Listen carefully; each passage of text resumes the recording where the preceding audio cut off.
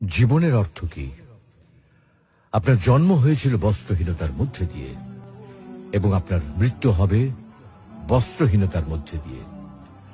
আপনি পৃথিবীতে এসেছিলেন অত্যন্ত দুর্বল হয়ে, এত দুর্বল ছিলেন যে মার সাহায্য ছাড়া খাবারটুকু মুখে নিতে পারতেন না। আপনি যখন এই পৃথিবী ছেড়ে চলে যাবেন তখনও আপনি অত্যন্ত দুর্বল আর অসহায় থাকবেন। তখন আপনার কাফনের কাপড়টুকু আপনি নিজে পরতে পারবেন না, আরেকজন আপনাকে তা পরিয়ে দেবে। যখন আপনি এই পৃথিবীতে এসেছিলেন তখন আপনার অর্থ সম্পদ কিছুই ছিল না। যখন আপনি এই পৃথিবী ছেড়ে চলে যাবেন তখনও আপনার অর্থ সম্পদ কিছুই থাকবে না। আপনাকে প্রথম গোসল যেমন অন্য কেউ দিয়েছিল, তেমনি আপনার শেষ গোসলও অন্য কেউ দেবে। আপনি যেমন পৃথিবীতে একা এসেছিলেন, ঠিক তেমনি ভাবে আপনাকে পৃথিবী থেকে একাই চলে যেতে হবে।